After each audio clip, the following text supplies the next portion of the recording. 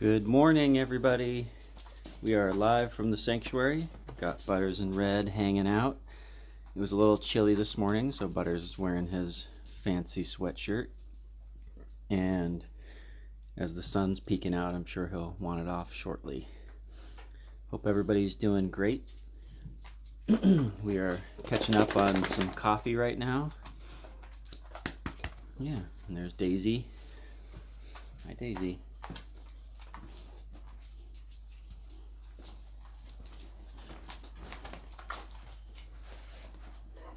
Hi guys, yeah. Here we are. Yep, hanging out, waiting for everybody to join. Yeah. That's really brave what Cody's doing right now, in terms of the risk he's putting his cup of coffee at. Mm-hmm. Yeah, you're a wild monster. Everybody needs to come up here. Mm-hmm. I'm gonna help. I'm gonna help. I know. You gotta wait. There you go, Butters. He wants his butt scratched right now. Mm-hmm. We've decided the dogs at the sanctuary have servants. That's really what we all are. We are butlers and maids and valets and footmen. We change their bedding during the day. They have sheets so it's cool, and then switch it to warm fleecy blankets at night so they're warm. And Oh, we're gonna get his happy butt dance. we're really just their staff. Not very exuberant today, but yeah, happy butt dance. So good morning again, everybody. We're just Good girl, Red. we're just getting the day started, having our coffee. In a few minutes, we're going to move into Butters' room and sit down and chat about dog behavior. I think Butters is already wanting to go to Yeah, the cat. he's ready to. Yeah, Butters is already there waiting. Once it gets rowdy, he usually removes himself from the younglings. Uncle Butters goes to his couch and lays down. And please say hi in the comments. We'd love to see who's watching. Good morning, Brenda. Good morning, Brenda.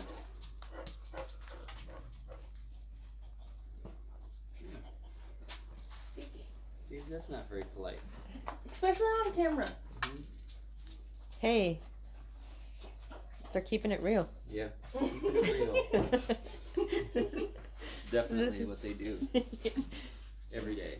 They keep it real. Yeah, you just want. I think we need a sweatshirt with Daisy's mug on it that just says, keeping it real since 2023. Mm-hmm. Keeping it real, huh? Yeah, I know. Hi, good morning, John, Caroline, and Katana. All the way up in Blaine, Washington. Or right near Blaine. Or near Blaine. I forget. Good girl. Red's been telling Daisy all morning to simmer down. Good morning, Kylie. Can you see that? Or? No, you can't really see Jack, but there he is.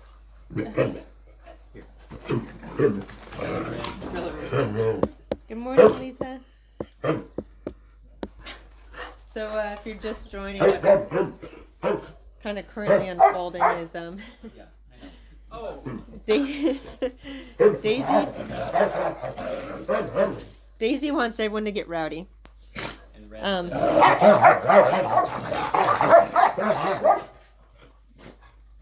By the way, that got loud. Notice how none of us jumped in there. That's just dogs communicating with each other, and oftentimes people jump in and rush over and think something's wrong and raise the stress level and the intensity level, and that's how you can cause a dog fight. We are not worried about a dog fight between any of these four. They've worked out their dynamic pretty well, but just to let you know why when they get snarky with each other, we let them handle their own communication. Hi, Butters. Up to a limit. Yeah, well, sure. Yeah. If there's behavior that you need to redirect or interrupt or stop, you do. These four are really, really good at working it out themselves. Deanne says Best Daisy analogy that we ever got in that was, we're more of lifeguards than parents. next to them, so they can certainly get rowdy and run around, but when the things escalate to a point that is no longer safe, that's when we're going to step in. Yeah, as long as no one's drowning, you let them swim and have fun and just sit in your chair and stay out of it. All right, why don't we head into the next room, and we're going to start unpacking the very big topic of dog behavior.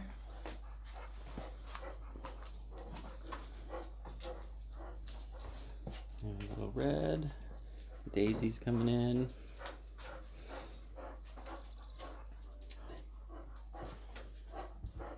Good job, guys.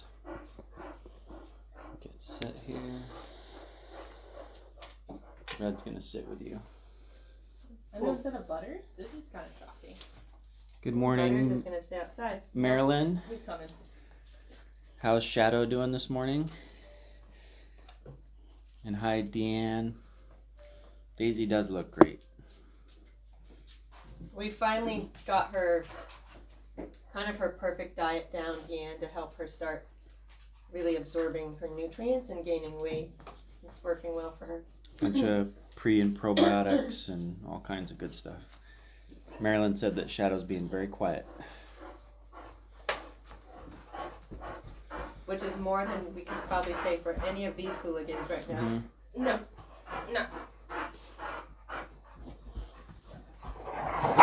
No. You take that puppy butt outside. Yeah, you guys are being rowdy and obnoxious. And it's okay Come on. if Come on. dogs want to Go. play, to let them know that that's outdoor behavior. So we'll probably have Jack and Daisy go play outside in a few minutes here. Come on, Daisy. Come on. She's like, but no, I just only want to play in here. Daisy. No, Girl. I know you're using me as a deflector.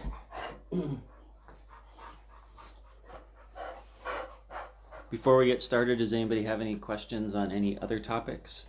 Because once we get going on unpacking dog behavior, it's going to be a solid ride.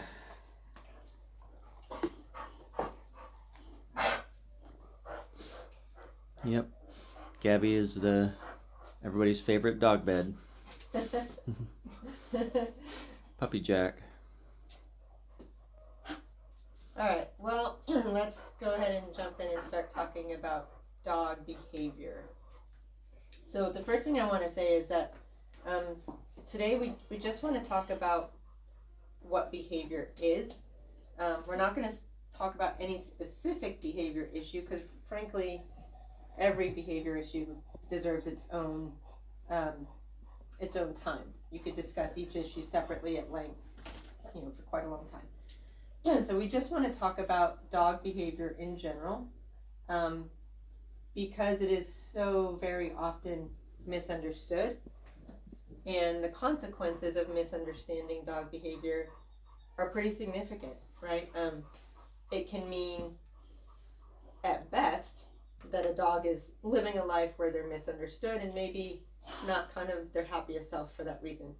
But at worst, it could mean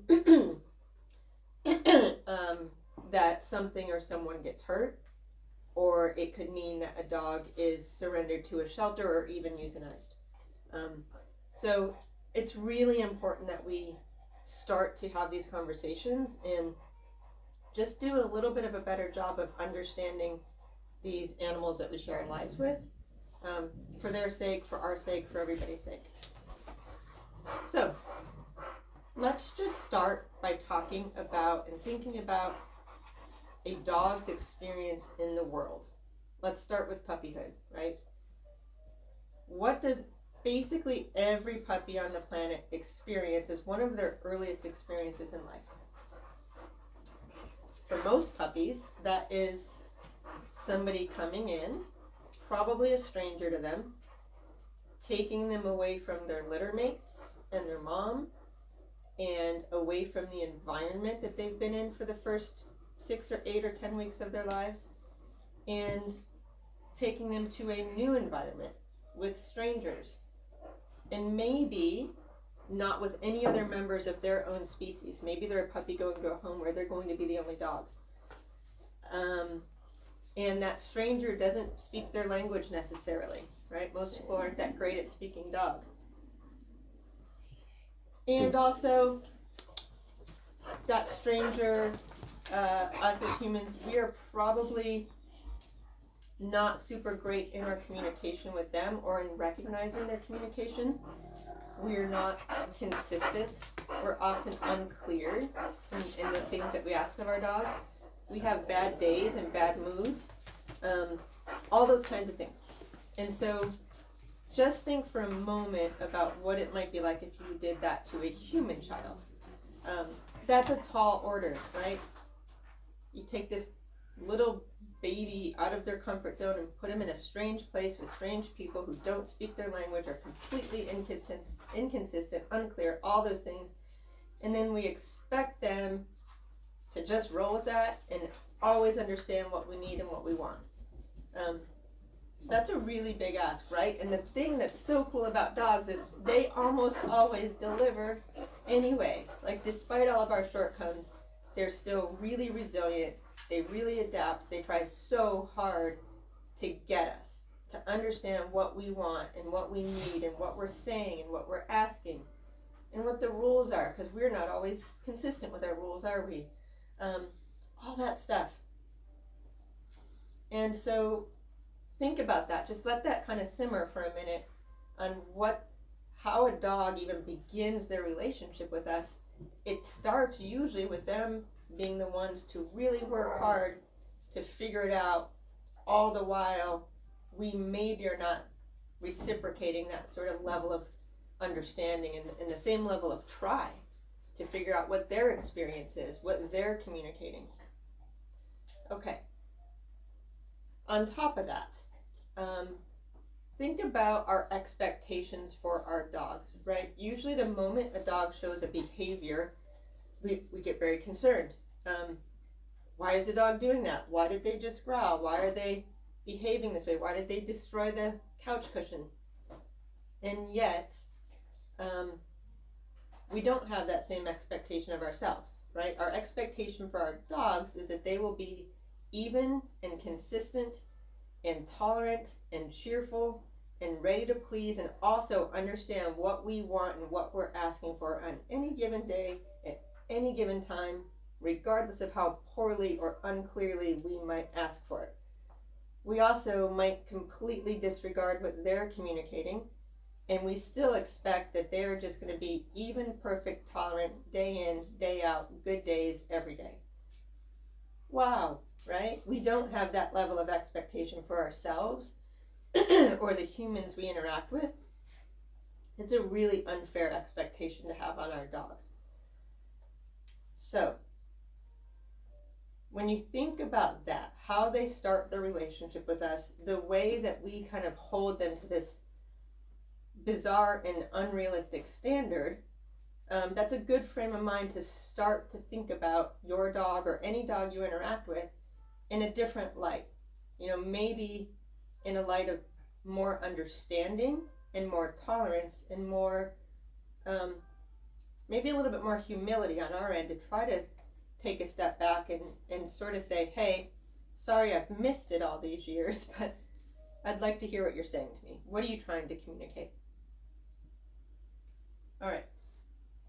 So, having said all that, what is behavior, right? It might be unruly behavior, rude behavior, a dog kind of jumping up at you or mouthing at you or tugging at your pant leg. It might be destructive outbursts. Maybe they destroyed something in the home or the yard. They're, digging and chewing things and what have you. Maybe it's more of a shutdown behavior. Maybe they are choosing to not engage. Maybe they're avoiding or leaving a room or retreating or just, kind of going inward. Maybe it's an outward behavior like a reaction, a bark or a growl or a snap or a nip. What are all those behaviors?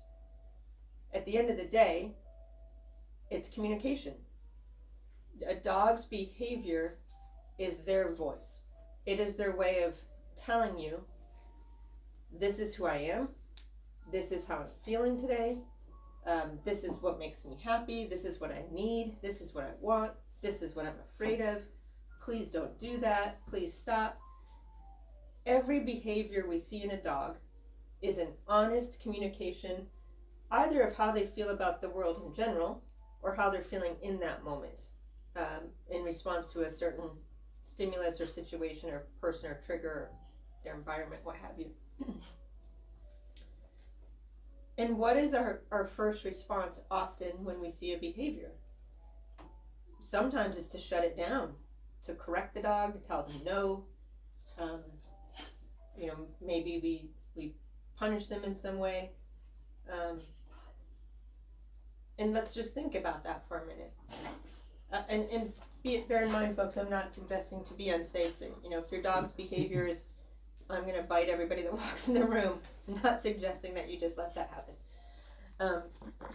But stifling your dog's communication before trying to listen to it and understand it is not only unfair, it's not going to result in anything but your dog trying to find a different way that works to communicate. And often what that means is the behavior escalates. So the level of destruction might escalate. The unruly behavior might escalate. The reactions might go from a low growl to a snap, like an air snap, or from an air snap to a nip. They're just trying to be heard, right? And so if we shut that down, we're taking their voice away. We're saying, I don't care what you have to say. Not only is that incredibly unfair and frustrating for the dog and potentially unsafe because they're going to escalate their communication, but it absolutely destroys the relationship. So, when we either ignore or shut down their voice, we break trust. That animal no longer feels safe or heard in our care. That's going to also break down the respect. And when you've got no communication, you've got no respect, you've got no trust, you have no relationship. Now you just have a four-legged being living in your home, who's relying on you for food and water, but the relationship is pretty broken. And that's when the behaviors will really start to set in. So when we talk to people, pet owners in the community who are struggling with their dogs, our approach is always, let's not call the trainer yet. And once again, I'm always going to apologize because trainers, this is not at all dismissive of the amazing and good work you do in your profession. But don't try to change a behavior or shut down a behavior before you even understand it or what they're communicating. Fix the relationship first. Let's repair the communication. Let's work to build back trust and respect. Once you have that, once you've got trust and respect and solid communication with your dog, you finally get what they're communicating and you respect it, and you communicate back to them in a way that is clear and consistent and fair. Most, if not all, of those behaviors are going to, at the very least, soften, and over time, probably start to melt away to the point of not needing professional help. Again, this is very blanket. That's not all behaviors. Some are far more severe, and some things you're going to need to call in help for. But in general, when I go into a home, it is one visit. It is helping people understand who their dog is and what they're communicating, and showing them how to communicate back, and letting them start to repair the relationship with the dog. That should be the first step for everybody. I'll pause there and see if there's comments or questions. No, I just wanted to say that if you're just joining us, we're going back to the beginning and unpacking what is dog behavior. And we wanted to do it this way because it's really the foundation of how everything here at the sanctuary and everything in our external programs works. We wouldn't be able to help any dogs without this deep understanding of this very important piece. So I just wanted to let everybody know why we're talking about this in such great depth and how it's going to affect the way that we all understand dogs going forward. And Brenda says thanks for covering this topic. Yeah, absolutely. Again, I kind of said this at the beginning, but it's really important, and in fact, maybe there's nothing that's more important if you're going to share your life with a dog, whether they live in your home or maybe you work with dogs in some capacity. It's really important to understand dog behavior and what it is and what it isn't, because at the end of the day, dogs are losing their lives over this, and as a rescuer and as people who we kind of live and breathe dog behavior. We live with roughly 50 dogs in our space, 24/7. They all have different behaviors. They all have different ways of communicating, and if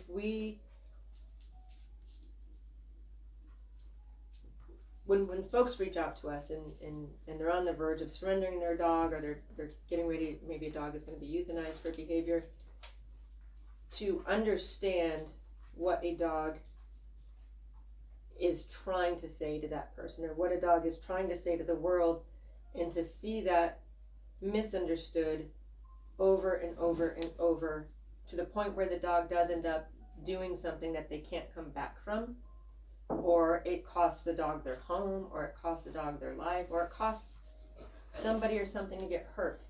That is soul crushing. Like, heartbreaking is not even strong enough a word, because they're just looking for us to understand them. They just want to have a relationship with us that feels as good to them as the way they make us feel, right?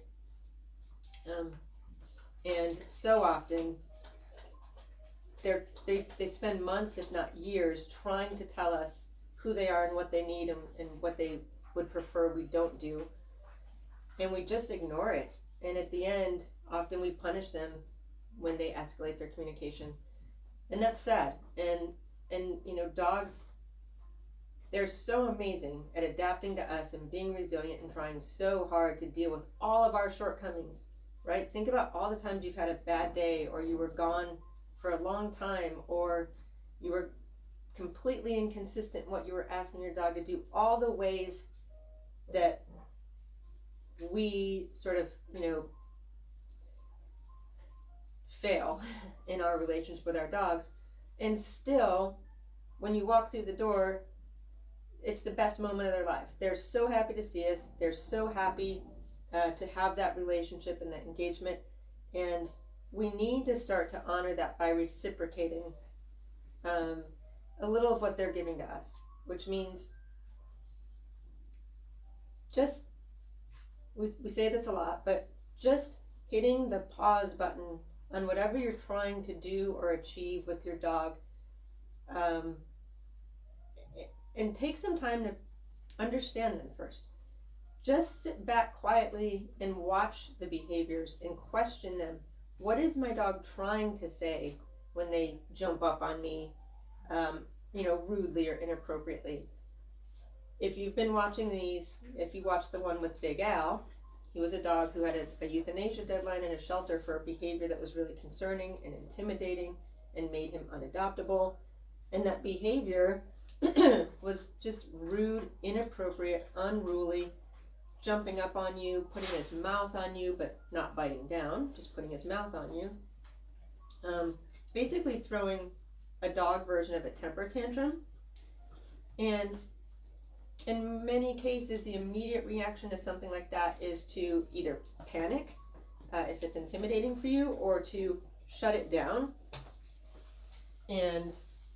or put the dog away, or limit their handling and interaction because the behavior is rude and inappropriate, or do something like put a collar on them, maybe an e-collar or a prong collar, some kind of device that shuts them down, or maybe, some other kind of deterrent, a spray bottle or something. And all we're doing is shutting down what they're trying to say before we've even heard them and can come up with an appropriate response. So for Big Al, that was simply his way of saying, I really, really like human attention, and I want to have a physical relationship with you.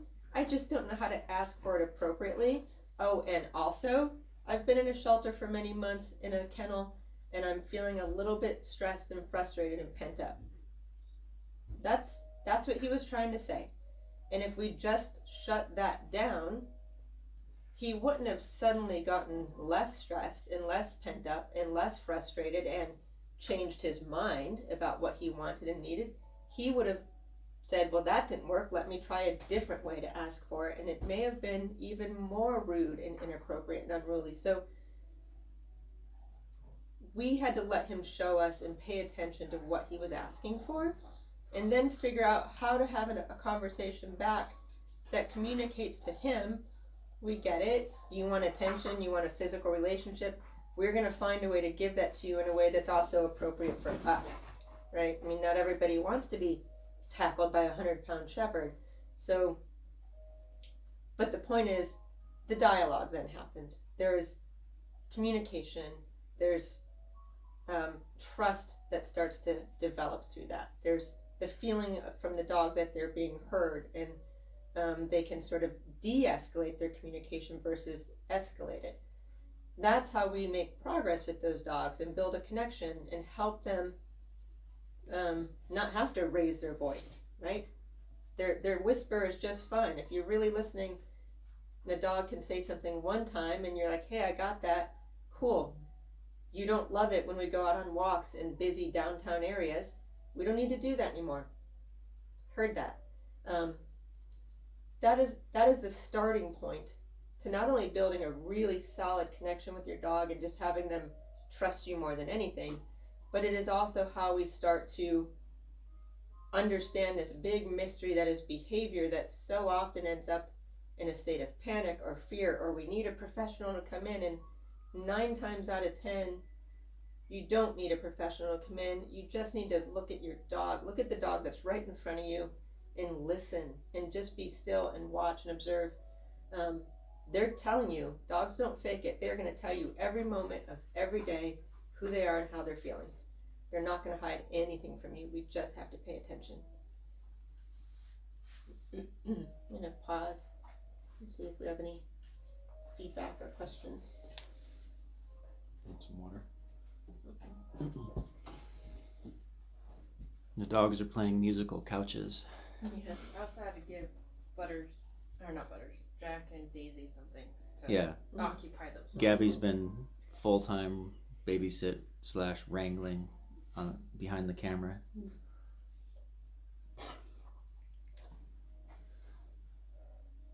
Okay. So, based on kind of what we just talked about, one of the things I would sort of challenge everybody who's here this morning to do in this upcoming week is any dog that you interact with, whether again it's your own or if you're in a profession or in a setting where you interact with multiple dogs, maybe at a shelter or a rescue, or maybe you work at a vet office or a boarding place or whatever, is try to view behavior in a new light. Look at it from the perspective of, this dog is talking to me, what are they saying? And ask yourself, in every moment, it's sort of doing a quick audit. The dog just reacted to something. Was it me? Was it something in the environment here? It's sort of you're sort of taking stock of what's going on around you, what you might be doing, what caused this response from the dog. Why did he or she show that behavior right now? And then what can you do to communicate back to the dog that you heard them and that you respect what they're saying, and you're going to do your best to safely address that need or that want. Sometimes it's a need. I need for those 15 people to not walk right up to me. Or I want to get some of this energy out and play and wrestle and be physical. Maybe it's something like that. Try to focus on what it is they're communicating, what they're responding to, and how you can communicate back, and just see what that starts to do with your relationship with that dog or dogs.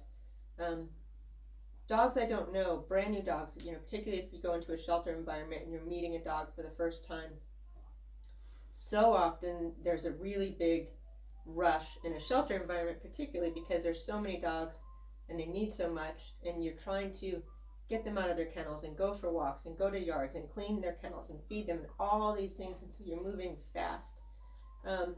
But even in that fast pace, try to take a step back, even for a moment, as you're approaching a dog's kennel, and do a quick sort of silent question. Just audit, as I'm approaching this kennel, how is this dog feeling and responding? Are they giving me any communication before I even reach the kennel? How are they feeling and responding to the things around them, the other dogs, the other people, whatever it might be? It's just a quick little audit of not barreling in, putting a leash on a dog, and disregarding those 10 seconds ahead of time that was their opportunity to communicate with you. Because it could be that they're saying, I don't really want to come out of this kennel when my neighbor's barking at me. Maybe you move their neighbor first. Maybe you put their neighbor on the other side of his or her kennel. Maybe they're saying, I'm not so sure about you, go a little slower. They might need you to alter your approach. Maybe they're jumping like mad and going, get me out of here right now. And you might want to be prepared for how that 80-pound husky is going to come out of that kennel. Maybe they're coming out, airborne at you. Just understand, give it that little few seconds ahead of time, with every dog. If you're going to visit a friend and you go into their home, don't immediately go up and pet their dog. Let their dog show you what they want. Audit, kind of what's going on, how the dog feels about you approaching. We shared a graphic yesterday of a man and a child, and the child wants to pet the dog, and the man says, you always ask before you touch anyone or anything. And that's exactly correct, and I think a lot of people are starting to understand that, but often we just ask the human, hey, can I pet your dog? And I can't tell you how many humans I've met who don't know that their dog doesn't want to be pet by strangers. So don't just ask the human, ask the dog. And the way you ask the dog is by not forcing yourself into their space and just being there. And allow the dog the choice to come into your space if they want to. Let them show you how they want to engage. That's giving them the choice, and that's asking them if they want to engage with you, if they want to greet you, in a really respectful way. Not only would that save a whole lot of bites that happen when people pet dogs that don't want to get pet, it would let a whole lot of dogs who lived their whole lives feeling violated and pressured finally not live that way. Right now, right this moment, there's a family who reached out for help whose dog is probably heading into a shelter today or tomorrow. The dog is 4 years old. They've had this dog since he was a puppy, and he's bit two strangers now. And this is a dog who is really uncomfortable, has very real boundaries about people, even people in his home, getting into his space. And for 4 years, that has been ignored.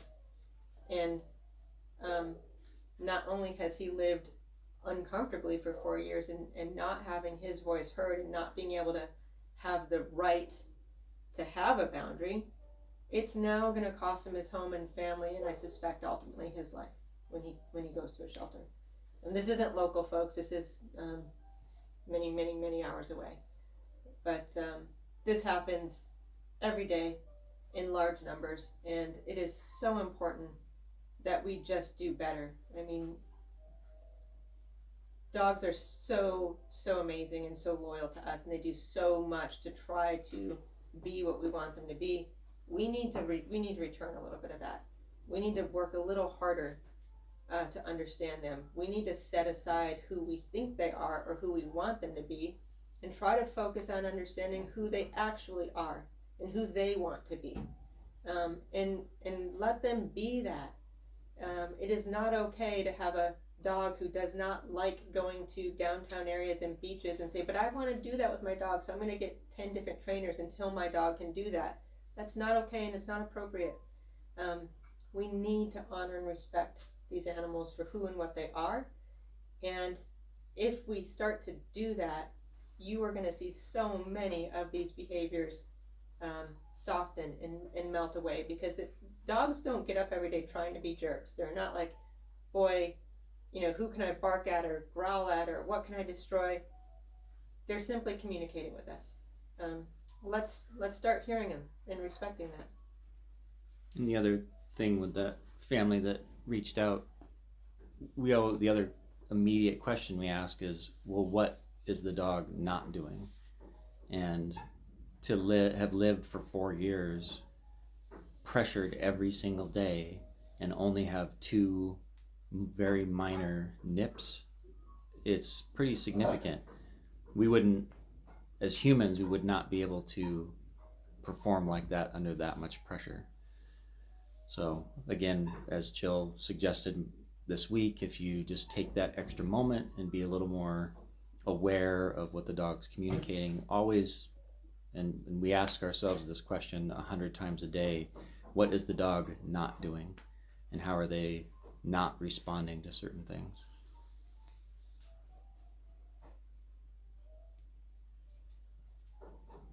Okay. Anybody have thoughts or maybe feedback about things your dog might do? Maybe things that didn't make sense, or maybe they do make a little bit more sense now. Or even stories of dogs that you've observed and noticed something, later on, and then realized that the dog was communicating for a long time. Julie Crutcher says, let go of who we want them to be. It's truth and difficult for many. And Renee asked, can you give an example of what a dog is not doing? Yes. So great question. Thank you, Renee. This happens a lot. I'll give you a really good example that happened recently in a dog that we're helping with. This is a dog who came out of a shelter, is very frustrated coming out of that shelter, a sensitive dog, has a lot of pent-up anxiety and really needs to be close to a person, and finally got a home and is doing pretty good, but started to show some behaviors that made the person concerned. A trainer was brought in, and unfortunately, even though all of the intentions were right, what ended up happening was the approach was to just start shutting down these behaviors. There was some bitter sprays used. There was a prong collar used, and so instead of understanding who the dog is and what they're trying to say, and then finding a way to meet those dogs' needs that work for both the dog and the human, all the behavior was stifled and shut down. And so one day soon after this, while out on a walk, the dog saw approaching them a person and another dog. His person who was walking him stopped, probably tensed up on the leash. If you know anything, kind of about dog behavior, you can already imagine what's sort of piling up now. So you have a dog who is frustrated, you had a dog who is anxious, you have a dog who's now been stifled. Now they're out on a walk with a training device, and a person who's tense and uncomfortable and stressed, and the person and the dog that was approaching them also stopped. So now there's a kind of a lot of sort of weird tension, and the dog started barking at him. Well, that was it. That was the breaking point. So we said if you stifle communication, it's going to escalate. That sort of grouping of stimulus and triggers and the space the dog was in was enough. The dog pulled free from his person, ran over to the person and the other dog, and just started, snapping and growling and blah, blah, blah, being really, really, really loud. This is a big dog, folks. The person who was holding his leash fell when he ran, and it took them a moment to get up and get over there. They were quick, but they did. So now I'm going to answer your question. Here's what didn't happen. That dog's teeth never touched anybody or anything. Now, the person who was holding the leash said, "Oh, I got there in time and I stopped it." And I said, "No, you didn't. The dog is faster than you. They have good aim. Dogs don't miss. They don't try to bite and miss. That dog didn't bite anybody because that dog didn't intend to bite anybody. That dog's communication level was at the top of, that was a dog sort of breaking down. Like, I'm yelling and screaming and losing my calm and collectedness. But he never bit anybody. He inhibited that. He held that back. Intentionally. That's not an accident. And so when we look at what didn't happen, it says mountains about that dog and how hard they are trying to cope with the circumstances when they don't bite. So that's an example, Renee, of what didn't happen, because it really tells us the dog doesn't want to react that way. They're holding that back. We have to, whatever we did to drive them to this level, we need to bring that down. And the good thing about dogs is, unlike humans who might, you mess up once, they might hold a grudge forever. You get a new chance every single day with a dog. Every single day. We've had 10-year-olds come to the sanctuary who turn around. It's not that, they're older or they're an adult or they're set in their ways. That's not a thing with dogs. Every single day is a new opportunity to show them that you hear them, to respect what they're saying, to build that relationship and that trust, and give them a life where they don't have to communicate in those ways, where their voice can be heard and they can express things appropriately and safely. Every single day we can do that. Some other examples, Renee, of things when a dog is not doing something. If you have people come over and the dog chooses not to come over and greet the people. If you have a dog that is choosing not to eat a treat, not to eat their meal, a dog that's choosing not to walk, there's lots of ways, and it's different for every single dog. But if they might be growling at somebody or something they're afraid of, but then they don't escalate beyond that, that's an important marker. And so again, it depends on the dog, but there's so many things when you look at all the different possible ways that dogs can communicate. Understanding what they are doing and what they're not doing is really how we kind of narrow in on where the dog's at on the spectrum. And Holly Jambretz asked, how can you tell if a dog doesn't like an activity?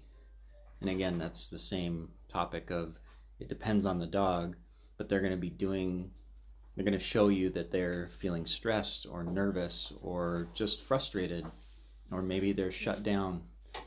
Yeah, and a lot of that, comes from knowing your dog. Because again, each dog is an individual and they show things in unique ways, but start from a point of knowing what they love and how do they show that and how do they act and what do they look like, what does their body language look like when they're doing something that you absolutely know that they love. Maybe it's playing ball, maybe it's getting in a kiddie pool, maybe it's going on walks, who knows, whatever it is for your dog. What do they look like when they're happy? What do they look like when they're relaxed or calm or content? Know what that looks like so that you can recognize the opposite. Anytime your dog shows you that an activity is not something they enjoy, First of all, ask yourself, do we actually need to do this then? Sometimes you do. Sometimes it's going to the vet. The dog doesn't enjoy that, but it's a necessity. So you're going to find ways to support them through that process to make it more comfortable for them, or at the very least, minimally uncomfortable. Other activities, though, again, I frequently go back to the walk or going to crowded places. Dogs who aren't social butterflies don't enjoy certain activities. Forcing them to do it is, again, it would be like forcing your human child who wanted to go to the library to go to Football practice. Some other very social event that they don't want to do. It's unnecessary, but it's also just disrespectful to who they are as an individual. Hopefully that answered your question. Yep. That's... Okay, well, I think we'll kind of leave it there, because from here forward, week to week, we'll probably pick a specific behavior issue and meet a dog who exhibits that and talk about it in detail. But I just want everybody to, really take some time and absorb the overall concept of dog behavior. Because we talk about that a lot in the sheltering world. In fact, we call them behavior dogs. And Cody and I kind of have come to realize there are no behavior dogs, there are just dogs. And they all are just at varying places in their journey, and some of them are at the point where they're having to communicate so loudly and so emphatically that to us it looks like, oh wow, they've got all these bad behaviors. They growl and they lunge and they jump at you and they do these things. No, they're just communicating more loudly because they've been either unheard longer, or they've been pent up, or they're frustrated, or they're trying to communicate something that isn't getting through, or that's being violated.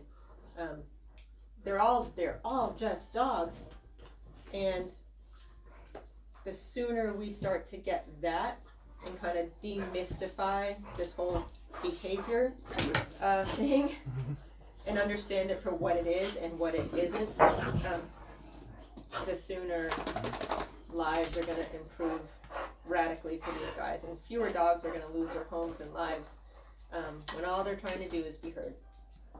And you may have just noticed Red. She was playing with Jack. Daisy came up. Daisy vocalized. Red bared her teeth, started snarling. Now, what Red didn't do, she didn't get up. She didn't move. She didn't aggress. She didn't escalate the situation. She's just being aware, and she established a boundary. Now, if Red had bared her teeth like that and growled at a human, most people would think, oh my gosh, that's an aggressive dog. And that's really kind of that big point that we're always trying to make, is this is natural, normal dog behavior, and frequently when it gets out of the normal comfort zone is when it's no longer appropriate for human world, and that's when we then call it something. But in our experience, thousands of dogs that we've interacted with, it's always just a normal dog behavior that's been escalated beyond the normal human threshold. Yeah, I mean, if you've noticed, if you watch this week to week, Daisy and Red share the same space. They're with each other, not quite 24/7, but darn near it. You just saw Red completely snarl and curl her teeth. A human would be like, oh my god, that dog snarled and curled her teeth at me. Daisy was like, oh, that meant you wanted me to not bother you right now and to go away and back up. And Daisy respected the communication and went away and backed up. And Red didn't need to escalate her communication. It didn't change their relationship, and in fact, the relationship is really good because they can have that communication. I'm not saying it would be normal or acceptable to have a dog who's constantly snarling at you in your home. And in fact, if that's happening, something is wrong in your relationship and we need to fix that. But to understand that it's just communication. And if we respect it, it's going to soften. It's going to de-escalate. Dogs don't yell for no reason. And they're having a pretty wild time up front. And the other kind of interesting point with that is that the communication style between Red and Daisy has changed over time. Red actually had to escalate her communication to Daisy because Daisy wasn't listening at first. Red was trying, using body language, ignoring her, giving her a stare, things like that, a single bark. And Daisy just said, nah, I don't really care, I still want to play, I still want to pressure you. And it was only really took a couple weeks for them to figure out, okay, what is the maximum level of communication that I need to have with Daisy for her to listen to me. She's basically using her mom voice to tell Daisy to knock it off. And everybody knows that there's a certain tone, there's a certain volume level that humans can use to get attention of children, of everybody in a room. And it's different for every dog, and Red has figured that out for Daisy. Oh, I need to apply this much pressure with this type of body language, I need to show my teeth this much. And that has become a very effective communication for her. And Jack doesn't care about any of that. He does what he wants. John Wild said, great topic, good discussion, thanks all. Holly said, great, she'll be more aware when we're talking about of how dogs, how do you tell if they don't like something. And, Holly, you and Marilyn, you guys know your dogs really well. So you're already doing a lot of it. It's really just understanding that fine line between, is this something the dog's comfortable doing versus, hey, I think we're actually over their comfort, they're out of their comfort zone. Brenda says, dogs that are people selective, how is that established? Is that something they read off to us? You mean, how do we know that a dog is people selective? I think so.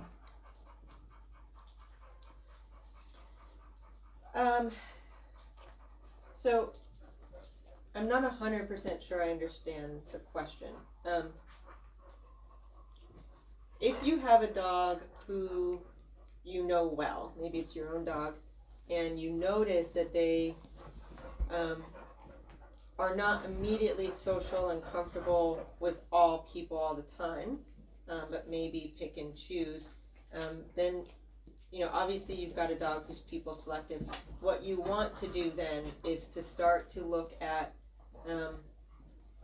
can you pick out a common denominator or a pattern? What people is your dog choosing to feel comfortable with or to want to engage with, and what people is your dog avoiding? Sometimes dogs have some discomfort or hesitancy around certain kinds of people, right? Maybe it's men, maybe it's tall people, things like that. Or maybe your dog prefers people who are kind of quiet and calm in their energy, and maybe sort of ignore them. And maybe people who are loud or move quickly or talk with their hands or things, maybe they're uncomfortable. So start and look at, again, always give the dog the choice. Look at who your dog chooses to engage and who your dog chooses to avoid. That, if you start to pay attention closely to that, you'll see the patterns, and so you can pick out your dog's type and the kind of people that make them feel good and comfortable, and the kind of people that make them feel more like they'd rather go back to their room and not hang out with that person.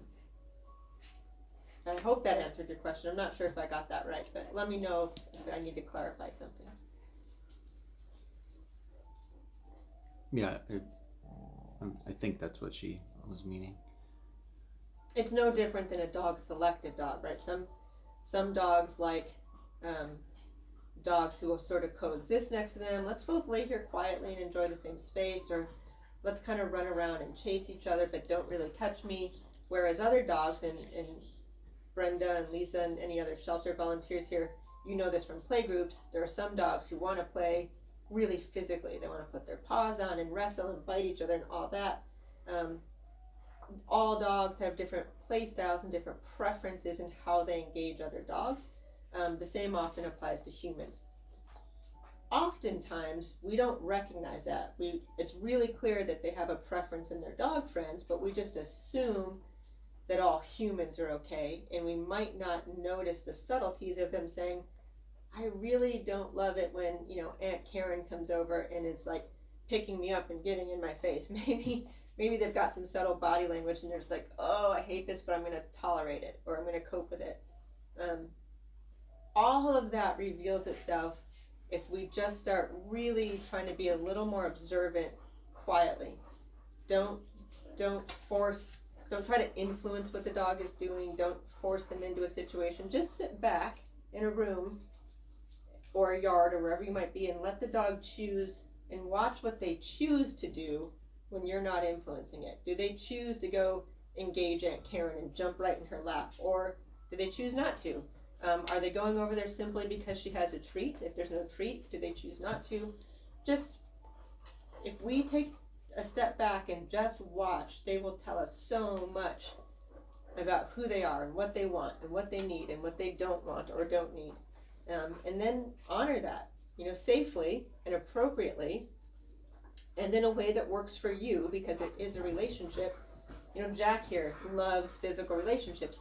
He has one relationship with Gabby and a very different one with me. For me, a certain amount of a dog climbing all over me is okay, and then I've had enough. I recognize that Jack needs and wants that, and he gets some of it, and then when I'm done, I don't punish him in any way for it. I simply disengage from the activity.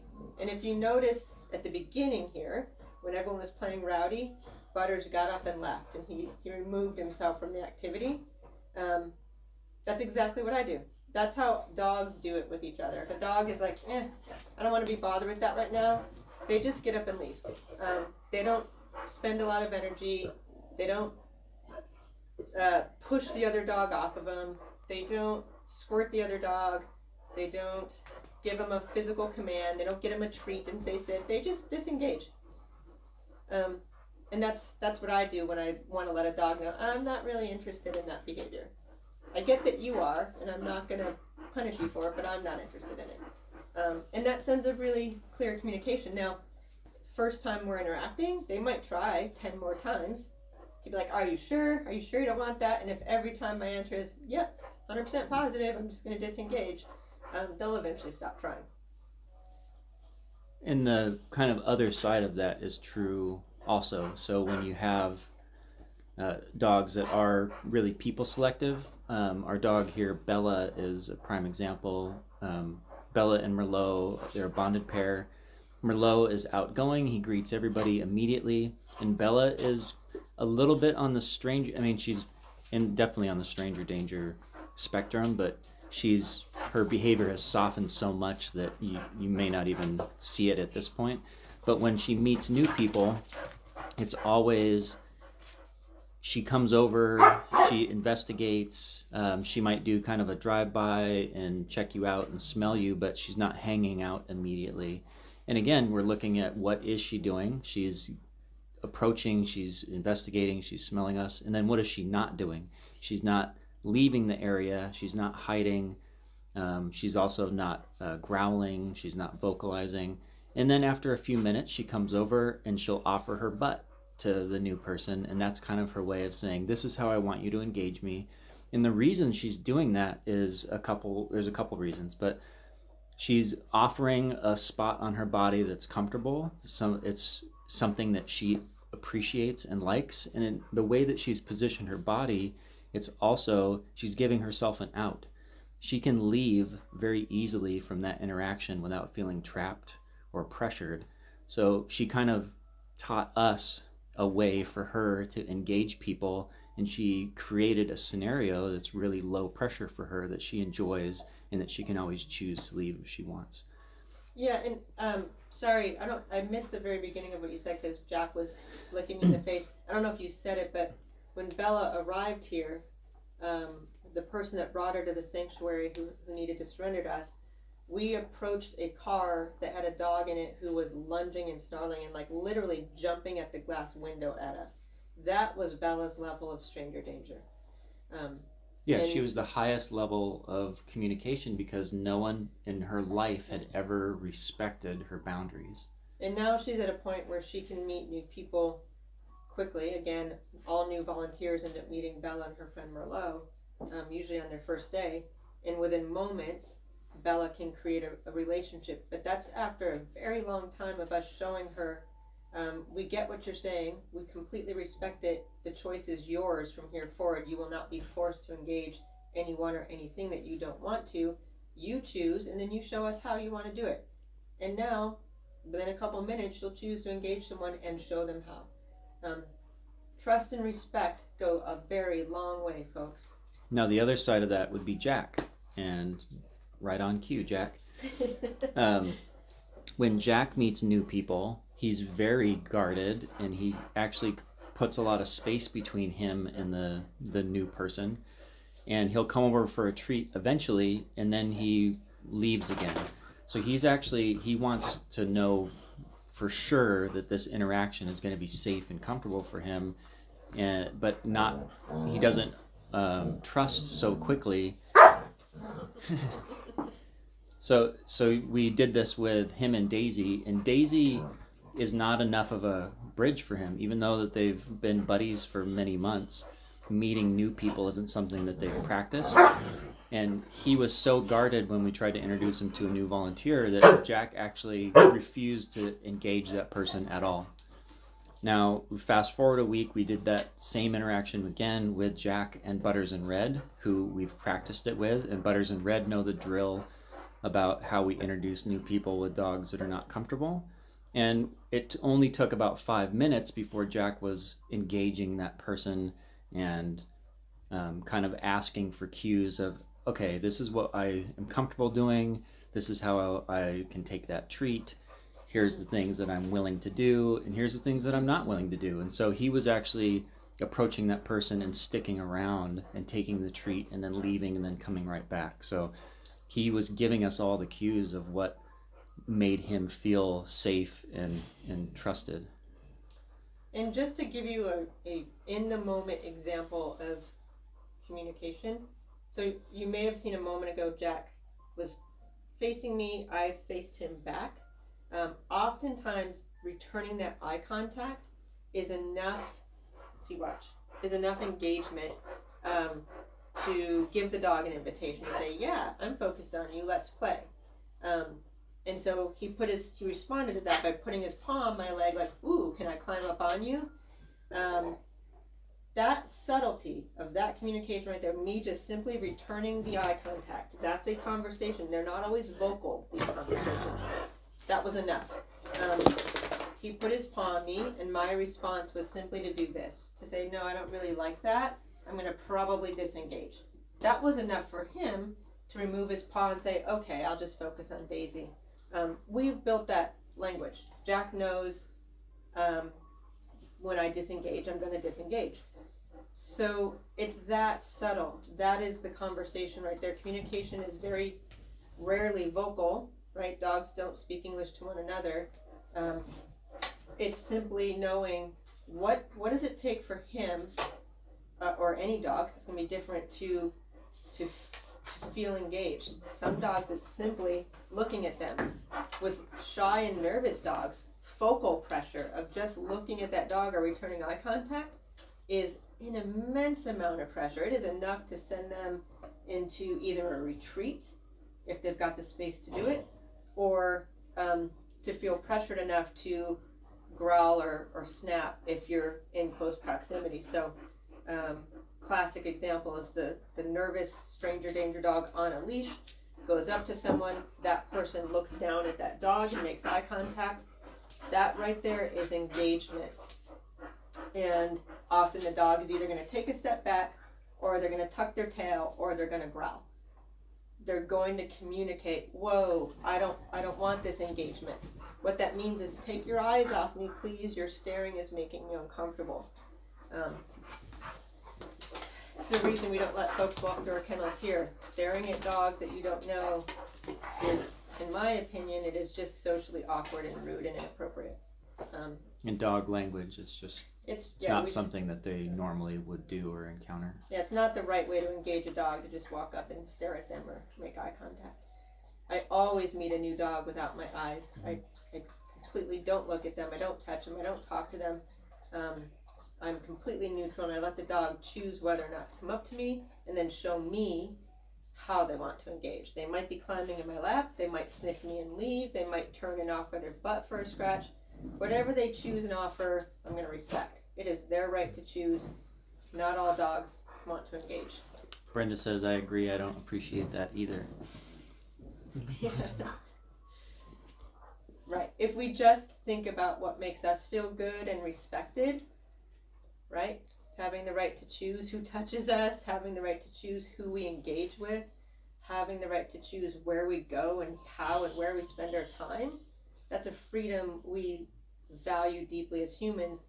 Let's extend it to our dogs. Give them the right to choose those things too, and you will have a happier dog with behaviors that soften and probably just melt away.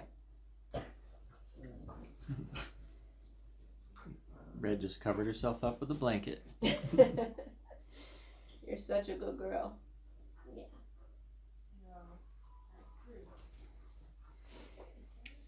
All right. All right, folks. Well, coffee cup is empty.